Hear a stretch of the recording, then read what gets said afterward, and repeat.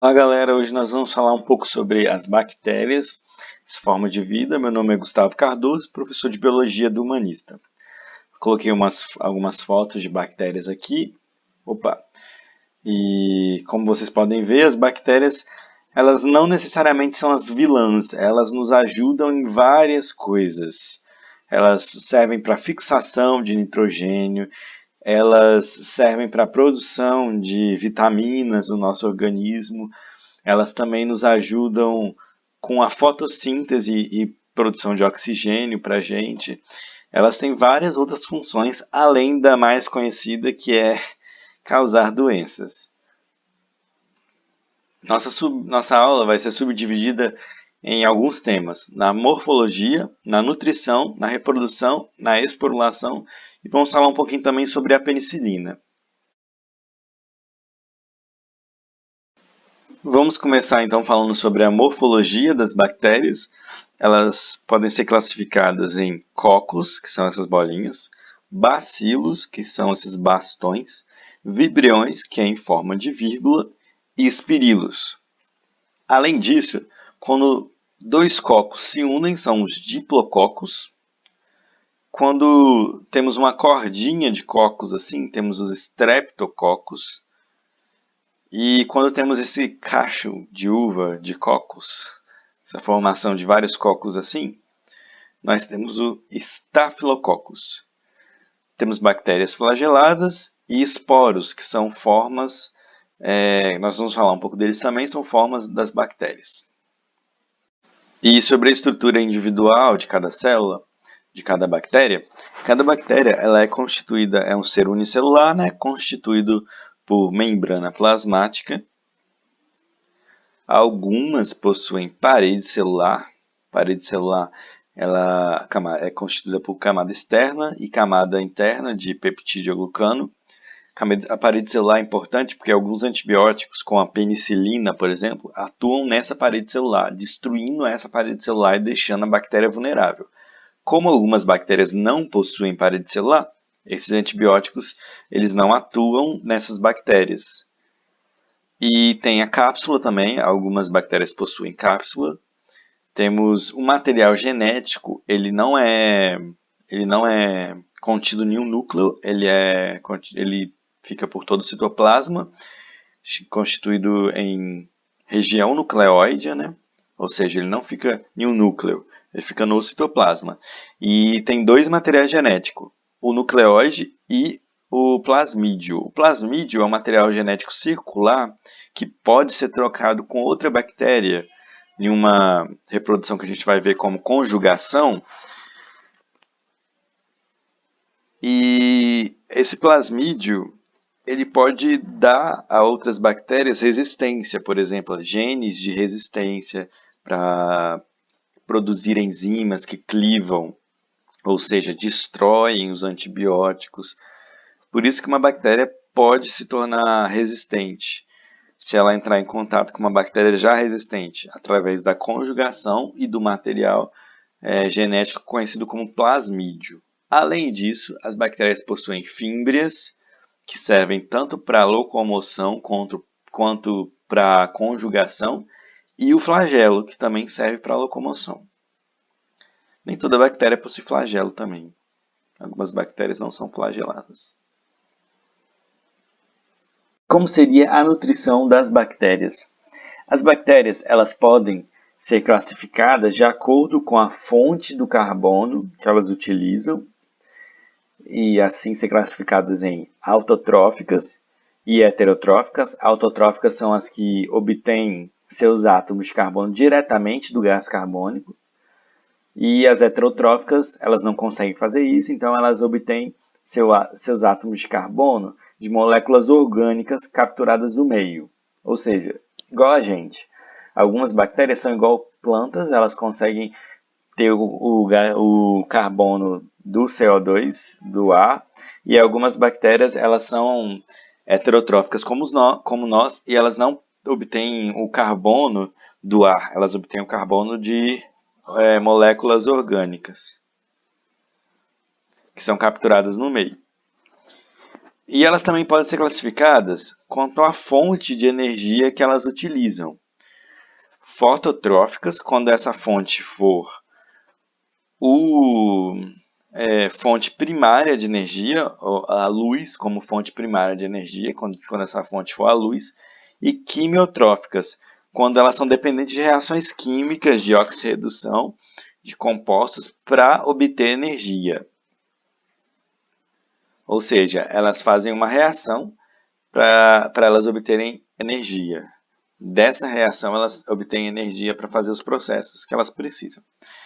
E assim surgem 4 grandes grupos de bactérias. As bactérias fotoautotróficas, as bactérias fotoheterotróficas, as bactérias quimioautotróficas e as bactérias quimioheterotróficas. Vamos começar então pelas fotoautotróficas. E esse primeiro grupo, que é o das bactérias fotoautotróficas, a fonte de carbono delas é o ar atmosférico mesmo, o CO2. Elas juntam com a água e, através da luz, que é a fonte de energia primária delas, elas conseguem produzir um composto orgânico, a glicose, e liberar oxigênio. Isso daqui é a famosa fotossíntese. Então, as bactérias, algumas, fazem fotossíntese. Temos as proclorófitas e as cianobactérias como exemplo de bactérias que fazem esse processo. Mas a gente também tem as sulfobactérias. São bactérias fotoautotróficas também, que vivem na profundeza de lagos em ambientes sem oxigênio. Elas são anaeróbias obrigatórias, então não tem oxigênio onde elas vivem, e elas pegam o CO2 do meio, juntam com o ácido sulfídrico e formam o metanal, por exemplo, que é um composto orgânico que elas podem usar no metabolismo dela, liberando nesse processo libera água e o enxofre in natura. Também é um processo na qual elas obtêm o carbono do meio e utilizam a luz como forma de energia para produzir um composto orgânico que elas vão usar no metabolismo delas. O segundo grupo é o grupo de bactérias fotoheterotróficas. Elas são anaeróbicas, ou seja, elas vivem em ambientes que não têm oxigênio. O que elas fazem? Elas não conseguem produzir seu próprio alimento, produzir seu próprio composto orgânico. Então, elas pegam o composto orgânico do meio e utilizam a luz como fonte de energia para quebrar esse composto e produzir outros compostos que elas possam usar no metabolismo delas. E temos as bactérias quimioautotróficas, que temos como exemplos as nitrobactérias e as nitrosomonas. Essas bactérias elas adquirem energia por meio de uma reação química e elas produzem seu próprio composto orgânico através do CO2 do meio, do ar. Elas são muito importantes porque elas envolvem o nitrogênio no ciclo de vida delas. O que elas fazem? Elas, nesse processo de obter energia, elas pegam a substância inorgânica, que seria o nitrogênio, e oxidam ele em nitratos, que seria esse subproduto, e nessa reação elas obtêm energia para pegar o CO2 e a água e formar substâncias orgânicas para elas. Por que elas são importantes? Elas são importantes para as plantas, porque as plantas não conseguem usar a amônia, elas só conseguem usar esses compostos, os subprodutos da oxidação dessas bactérias, os nitratos, e por isso elas são muito importantes para o ciclo das plantas. E as plantas são importantes para o ciclo dos animais. Os animais comem as plantas e as excretas deles possuem compostos nitrogenados. Esses compostos nitrogenados entram no ciclo por meio desse processo. As bactérias quimioautotróficas, elas oxidam esses compostos, transformando-os em nitratos e nitritos que podem ser absorvidos pelas plantas. Elas são de extrema importância para a nossa vida por esse fator, porque elas pegam substâncias inorgânicas, transformam em subprodutos que são importantes para as plantas e assim elas conseguem energia para produzir os processos que elas precisam. Por isso, elas são quimioautotróficas, produzem suas próprias substâncias orgânicas, adquirem o carbono do meio, do CO2, e a forma de energia é a oxidação dos compostos nitrogenados, formando os nitratos e nitritos que também são utilizados pelas plantas. Está aí a grande importância dessas bactérias. E por último, mas não menos importante, as bactérias quimioheterotróficas. São a maioria das bactérias. Elas podem ser saprofágicas, que se alimentam de matéria orgânica sem vida. As bactérias decompositoras, também muito importante para o ciclo da vida, para o nosso ciclo de vida. As bactérias decompositoras, que são as saprofágicas, ou as bactérias parasitas, que causam doenças, que obtêm alimento de seres vivos e vivem com a gente o tempo inteiro. Elas são quimio, porque elas obtêm energia de uma reação química de oxidação, e heterotróficas, porque elas obtêm o carbono de um composto orgânico já presente no meio. E agora vamos falar um pouco sobre a reprodução. Temos a divisão binária, que seria a reprodução assexuada das bactérias. A célula duplica o cromossomo e divide-se ao meio, originando duas novas bactérias idênticas a ela. Em algumas horas, isso significa que em algumas horas, uma bactéria pode dar origem a milhares e infectar uma pessoa, por exemplo. Temos a conjugação, que é uma reprodução sexuada. O plasmídio ele é duplicado e as bactérias se ligam por meio das fímbrias e transmite um plasmídio de uma bactéria para outra.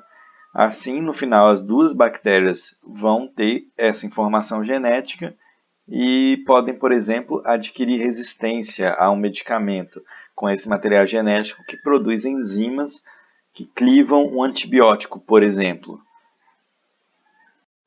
Existe também o processo de transdução, que é uma reprodução sexuada, que envolve um vírus chamado de bacteriófago ou fago, que se liga à bactéria, incorpora o material genético dela, se reproduz dentro da bactéria, e quando ele sai e infecta outra bactéria, ele transfere o mesmo material para outra bactéria, criando assim uma variabilidade genética. E por último, existe a transformação, que é uma reprodução sexuada também, que é quando a bactéria ela absorve do meio um material genético e liga esse material genético ao seu próprio material genético, passando assim a transcrever essa informação. O que a bactéria faz? Pega o material do meio, de uma bactéria morta, de outra bactéria que já está fragmentada, e absorve esse material genético para ela e inclui esse material genético no DNA dela. E o que seria a esporulação nas bactérias? É quando ocorre a formação do endósporo, que resulta da desidratação da célula bacteriana e da formação de uma parede grossa e resistente em torno do citoplasma. A desidratação permite a redução do metabolismo e a parede grossa e resistente protege o material genético. Assim, o endósporo pode resistir há anos a calor intenso, a falta de água e a outras condições bem adversas. Agora a gente vai falar sobre a penicilina, que é um antibiótico. Seria uma substância que mata bactérias. Foi descoberta por Fleming, esse senhor que está aqui na foto. Ele estava no laboratório dele e ele deixou pão com um bolor cair em uma placa de Petris, que seriam essas placas que crescem bactérias. E ele percebeu que esse bolor matava as bactérias. O que ele fez? Ele pegou e isolou esse fungo e descobriu que era um fungo do gênero Penicillium e batizou a substância de penicilina.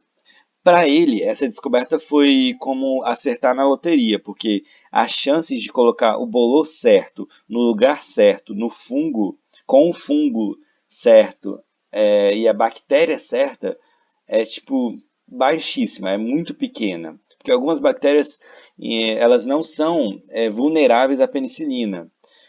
Ou seja, a penicilina não mata elas. Então, descobrir que a penicilina matava algumas bactérias foi um avanço muito, muito grande.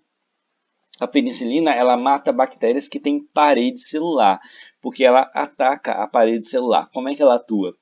Ela prejudica a síntese da parede celular. Ou seja, ela bloqueia aquela camada de peptidoglicano que eu mostrei no começo. Bloqueando essa camada, ela mata a célula por lise osmótica. A célula enche de água e morre. E as bactérias hoje em dia elas já adquiriram modos de resistir a isso. Como é que as bactérias resistem a isso? Elas conseguem produzir hoje enzimas que clivam, que quebram a penicilina.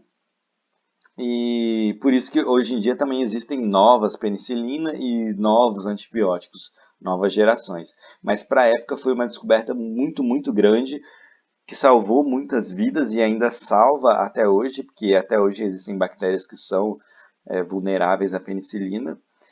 E por isso ele ganhou o prêmio Nobel da época, ele e mais 2 pesquisadores. É isso aí, galera. Bons estudos. Eu vou indicar para vocês um vídeo no YouTube de um canal chamado Ciência Todo Dia. O vídeo é A Crise das Superbactérias Explicada. Fala um pouco mais sobre a bactéria, sobre superbactérias que adquirem resistência. É bem interessante. Acho que vocês vão gostar. Bons estudos e daqui a pouco estamos de volta.